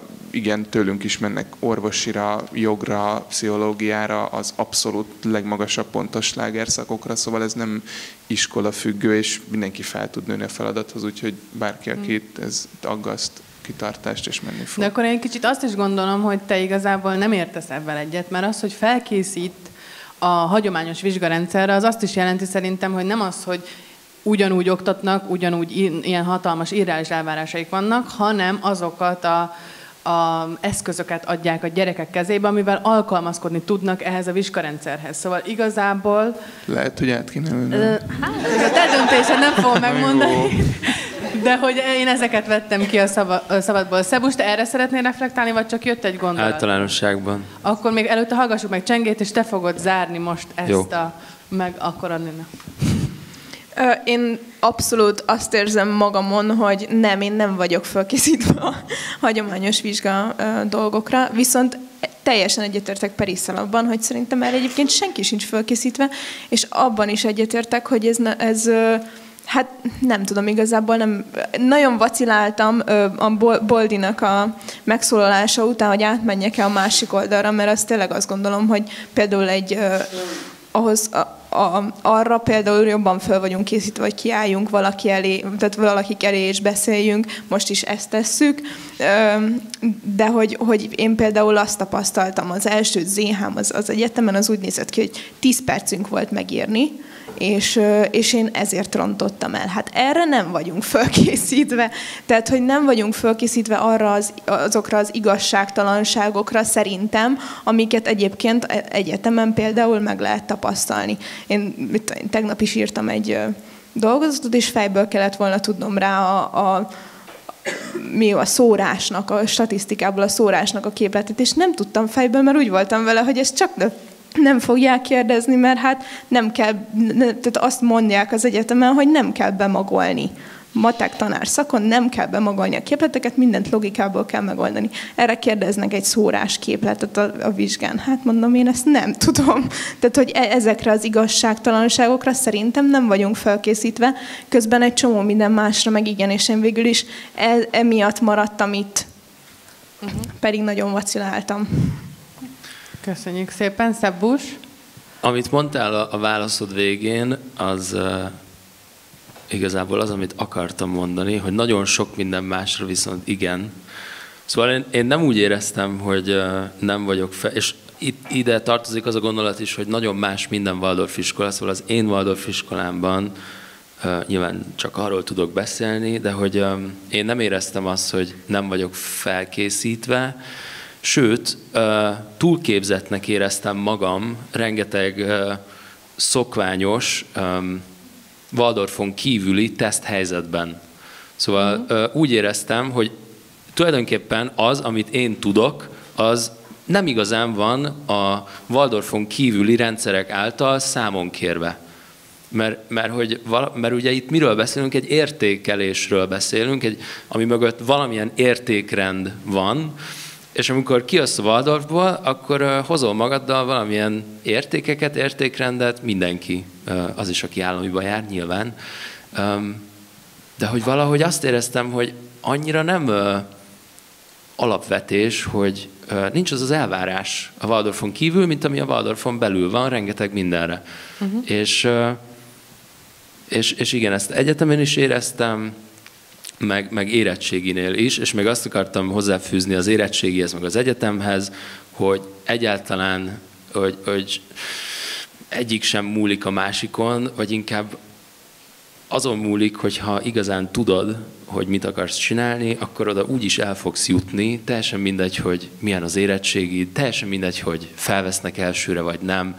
Ezek ilyen túl misztifikált, ilyen nagynak tűnő dolgok, kell rá készülni, szerintem érdemes, meg kell csinálni, de azért nem kell magunkat, nem tudom, kínozni, és viszont még a diákoknak a felelősségét is be akarnám ide hozni, hogy a Waldorfban, vagy nálunk megadták a lehetőséget, hogy tanuljál, de ha nem akartál tanulni, akkor ugyanúgy lehettél rossz tanuló.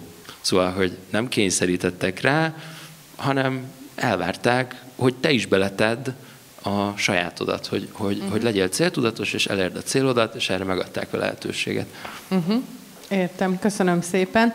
Van, akiben még benne maradt olyan, ami még nem hangzott el, szóval valami új gondolat. Jó, akkor legyen Nina, és Bors, te fogod zárni ezt, és rátérjünk az utolsó állításunkra. Nagyon pici részben itt az utolsó gondolathoz kapcsolódok, hogy én azt gondolom, hogy nagyon sok múlik a diákon, és nem számít, hogy most Waldorfos vagy nem Waldorfos. Én azért ültem végül erre az oldalra, mert azt gondolom, hogy nekünk egy teljes évünk van csak az érettségire felkészülni, és ez sehol máshol nem adatik meg a diáknak. Nekünk egy teljes évet adnak arra, hogy arra az 5 tárgyra felkészüljünk, amiből aztán le fogunk érettségizni, és ez szerintem egy nagyon nagy ajándék és egy kiváltság, hogy csak erre tudunk készülni, és ennek ellenére is van olyan diák, akinek nagyon jól sikerül, és mondjuk kitűnő lesz, és aztán felveszik, ahova szeretne, és van olyan, aki meg nem, mert őt meg nem érdekli. És ez nem az iskolától függ, persze nincs akkora nyomás, mint mondjuk az államiban, de azt gondolom, hogy aki nem akar felkészülni az érettségire, meg erre a rendszerre, az államiban se fogja megtenni. Köszönöm szépen, akkor a Waldorf ad lehetőséget, és a diákon múlik. Összefoglalva, Bors, a záró gondolatod mi? Igen, ugye 13-ban felkészülünk nagyon jól az érettségére. Egy szemináriumi dolgozat nem sokban különbözik, mint egy éves munka, csak más a hivatkozási rend, azt majd nagyon meg kell tanulnotok. Ami egy nagyon fontos szerintem, hogy egy teljes Waldorf képzés fog elvezetni téged ahhoz, hogy ezekre fel legyél készítve. Én 8-ból mentem államiba, és az ott egy nagy törés volt. Ott 8-ig nem fognak téged fölkészíteni a vizsgarendszerre. 13-ban már föl fognak készíteni. Ott tart az év, odáig fel fognak készíteni. Ha egyszer csak kiugrasz a Waldorfból, akkor viszont pofára fogsz esni.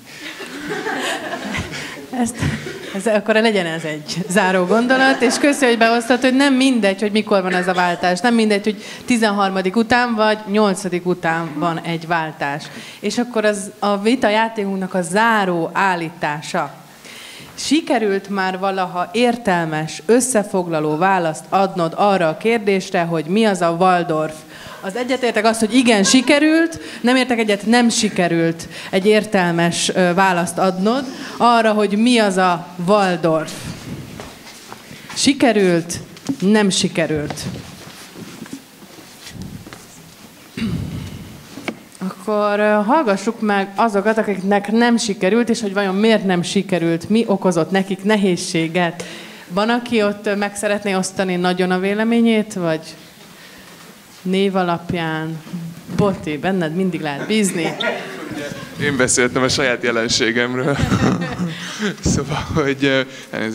Szóval, nem tudom, számomra annyira egy ilyen nagyon-nagyon sokrétű, sokszínű, rendkívül komplex és összetett egységet képez, mint intézmény, mint közösség, mint még családnak is merném nyilvánítani, hogy ezt, hogyha azt kérnék, hogy gyúrjak ebből össze egy masszát, és azt nevezzem meg, akkor arra egyszerűen csak nem lennék képes. Tehát, hogy annyi kérdése van annyi embernek, hogy azt érzem, hogy soha nem jutnánk a végére, és ez is megint csak az én személyes, szubjektív meglátásom, és rajtam kívül több ezer diák jár Waldorfba, és nem igen, tudom ez azt, most egy személyes, ez most eltértünk most az általánosságtól, ez egy igazi személyes kérdés, hogy neked sikerült, szóval tök jól válaszolsz, igen. Csak meg akartalak erősíteni. Van még, Janka? Köszi. Szerintem az nagyon nehéz, hogy amikor valakivel beszéltek egy ilyen dologról, ki hova járt, és elhangzik, hogy te Waldorfos voltál, akkor meg kell találni valahogy azt a pontot, amikor így tényleg kíváncsi rá, mert igazából, hogyha meghallja, hogy Waldorfos voltál, akkor valamit fog gondolni, vagy pozitívat, vagy negatívat. Egyébként én most már egyre inkább azt tapasztalom a közegeimben, hogy ilyen wow, de király neked ilyen a fogadtatása.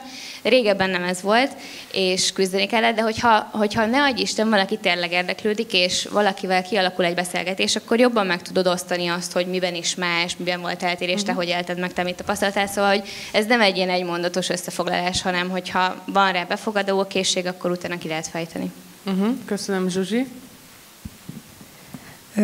Szerintem azért is nehéz elmondani, vagy hogy nekem szerintem azért nem sikerült, mert hogy sok más dologhoz hasonlóan, szerintem a Waldorf iskola is egy olyan dolog, amiben tulajdonképpen csak benne vagy, de nem egészen tudod, hogy mi történik, vagy mi miért történik, és vagy vannak kérdéseid, vagy nincsenek kérdéseid erre vonatkozóan, de ez egy ilyen olyan iskolarendszer szerintem, amiben a tanárok jobb esetben tudják, hogy mit miért csinálnak, de te csak benne vagy, és érzed, hogy jó, de nem tudod, hogy miért történik, és hogy nyilván tapasztalati úton el tudod mondani, hogy ez más, mint valószínűleg neked, aki más iskolarendszerben voltál, de igazából nem tudjuk mi se, hogy mi a Waldorf iskola, mint olyan, vagy hogy most lehet, hogy kicsit fura. Értem, köszönöm szépen. És Boti, te átültél, megosztanád velünk, hogy miért? Hirtelen jött egy mondat, hogy na, ez a Waldorf. Igen, átültem, mert nekem eszembe jutott, hogy tőlem már kérdezték, és akkor válaszoltam. És el tudod mondani, hogy mondjuk mit mondtál? Most nem kell, hogyha egy hosszabb beszélgetés volt, nem kell, én de nem hogy... cifráztam, én azt mondtam, hogy ez egy alternatív iskolarendszer, ami szerintem jobb, mint a másik. Nekem jobb volt. Nézze, megpróbálja ki. Tök jó, köszönöm szépen. Boldi, te neked mi lenne a megfogalmazásod? Mi az a Waldorf? Hát volt egy gondolkozó, akit így elfogadnak amúgy mindenféle pedagógiai képzésen is, és meg van említve minden egyes bármilyen témába. Rudolf Steiner, aki egy új világszemléletet alakított ki, aminek vannak lecsapódásai a orvoslásba, mezőgazdaságba, minden irányba, és ennek a lecsapódása a Waldorf egy alternatív iskola. Ha meg érdekel valami, kérdez. Szuper. Még valaki, aki itt ül, Paris, neked mi volt az, amit megfogalmaznál, hogy mi az a Waldorf? Igen. Ugye, amikor még én is Waldorfos voltam, akkor az még nem az a wow, de király volt, hanem úristen, ti furujáztok. Meg oda izék járnak, nem?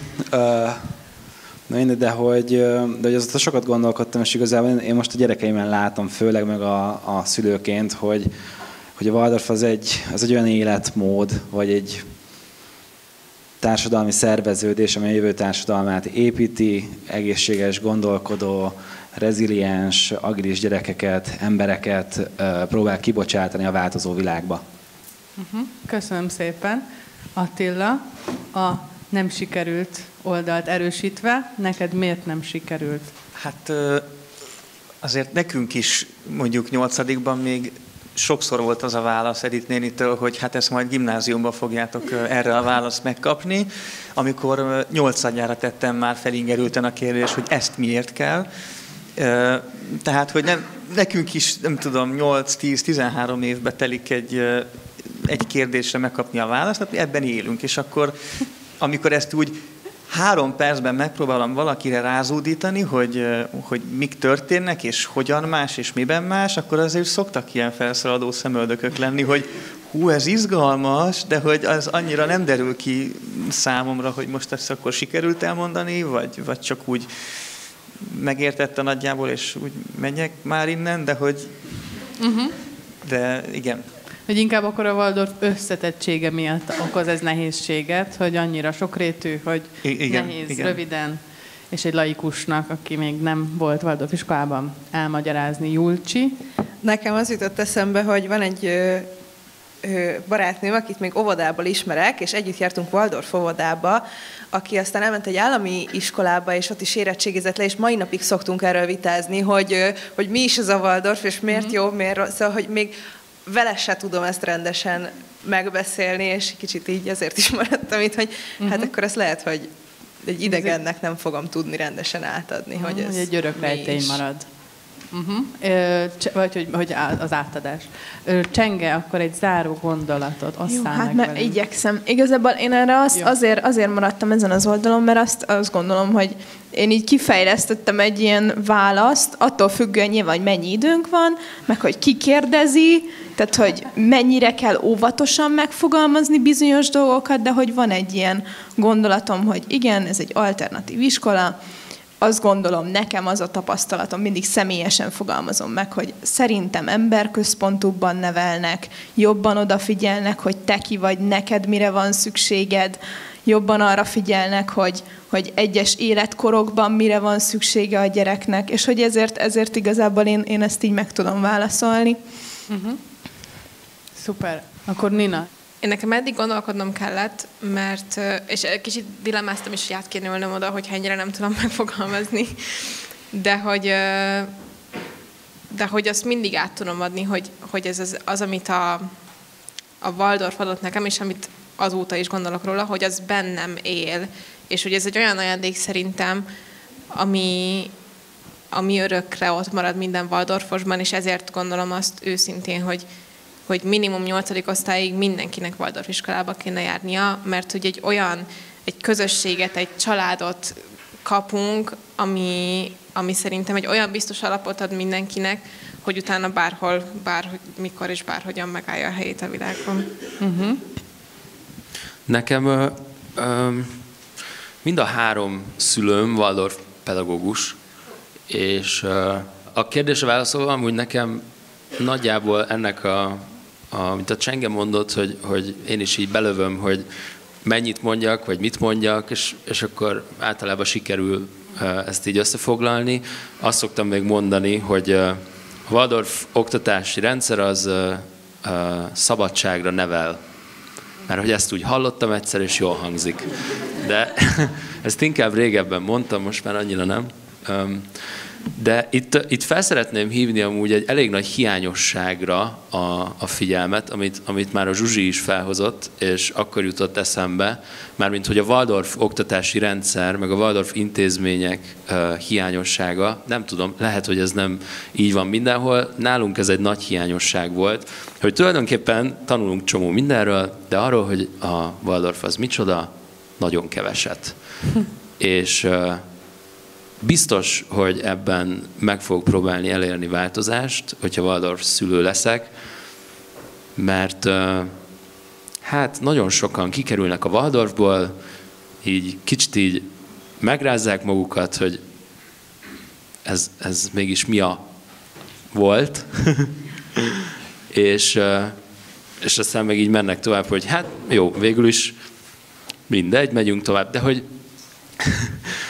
Én olvastam Rudolf Steinert például, megpróbálkoztam vele, meg jártam a keresztény közösségbe rengeteget, apukám pap a keresztény közösségben, úgyhogy hát rengeteg információval rendelkezem, ami így alátámasztja az egész Waldorf oktatást, és amúgy tök érdekes. És amúgy mindenkinek ajánlom, hogy mármint nektek, hogy tájékozódjatok a szüleitektől, a tanáraitoktól, a könyvekből, hogy mi ez az egész, és hogy ne csak az iskolán belül, hanem saját életetekben is, az iskolán kívül, mert érdemes, szerintem. Jó, köszönjük szépen, és köszönjük az új gondolatot, hogy legyen olyan tanóra, ami mondjuk a Waldorf, mi a Waldorf tanóra. Még valakinek, a Boldinak volt 13-ban, ez tök jó. Nekünk is volt egy epoha. Na, az is több, mint a az semmi. Nem elég. Hunor, te megosztanád, hogy miért nem sikerült esetleg megfogalmazni azt, hogy mi a Waldorf, és utána a Csengével fogjuk befejezni, mert kifutunk az időből. Hunor. Jó, én egy élményt szeretnék megosztani, hogy én most így az első héten zenekari gyakorlaton itt talán igen, zenekari gyakorlat volt, játszani kell, ez a lényeg, olyan emberekkel, akiket nem ismersz tulajdonképpen. És akkor volt egy ilyen trió formáció, amiben játszottunk több emberrel, és akkor játszottunk ebben a trióban, és a végén egymásra néztünk, és megkérdeztük, hogy te Waldorfos vagy? És mondták, hogy igen, én Waldorfos vagyok, és igen, én is Waldorfos vagyok. És a többiekkel azt a kapcsolódást azt nem éreztem, mint amit velük, és nekem ezért esik nehezemre, mert így a szavak területén ez amiket mondtak, ezek nekem nagyon tetszenek, és így nagyon jók, de valahogy nem adják át azt az egészet, szóval, hogy a szavak kevesek nekem ehhez, és én azt tudom mondani. Tök jó, köszi szépen, hogy megosztottad ezt a gondolatot, és Csenge, neked mi lenne a záró gondolatod? Annyi jutott még eszembe, hogy mindig hozzá szoktam mondani, hogy ez az én tapasztalatom, tehát hogy én sose szoktam azt mondani, hogy szerintem a Waldorf, tehát hogy mit tudom én, mindenkinek Waldorfba kéne járnia, vagy ilyesmi.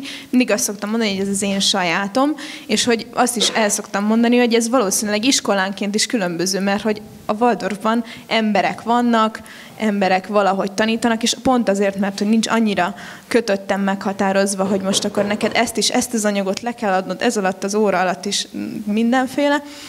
Ezért ez egy ilyen élő, változó dolog. Tehát, hogy ami nekem tapasztalatom a Waldorfról, és amit én meg tudok fogalmazni róla, az nem biztos, hogy más Waldorfosnak ugyanaz lesz, mert egy másik iskolába járt, esetleg egy másik osztályba járt, esetleg mások a tanárai. Úgyhogy ez szerintem egy nagyon emberfüggő dolog. Szuper, köszönjük szépen ezt az záró gondolatot, és még én is megosztanám, mert ezen ma gondolkodtam, hogy ezen a kérdésen, mert hogy amikor megkértek, hogy esetleg moderálnám ezt a vitajátékot, akkor mondtam, hogy persze, igen, és valahogy egyáltalán nem volt bennem izgalom, hanem az volt a fejemben, hogy hát jövök az iskolámba, és a volt osztálytársaimnak fogok egy játékot levezetni, és akkor ma döbbentem rá, hogy ez nem az én iskolám, mert én nem ide jártam, nem ismerem ezeket az embereket, csak pár embert ismerek, de hogy ott volt egy közös, hogy waldorfosok, és hogy valahogy ez elég volt ahhoz, hogy már ez így megteremtődjön bennem ez az otthonérzés, és hogy az én definícióm az az, hogy számomra a Waldorf egy közösség, ami egész életen át ott van nekünk. Szóval ebben a gondolattal szeretném én most ezt bezárni, és köszönöm szépen az öreg diákoknak, és nektek is, hogy részt vettetek ebben a vitajátékban.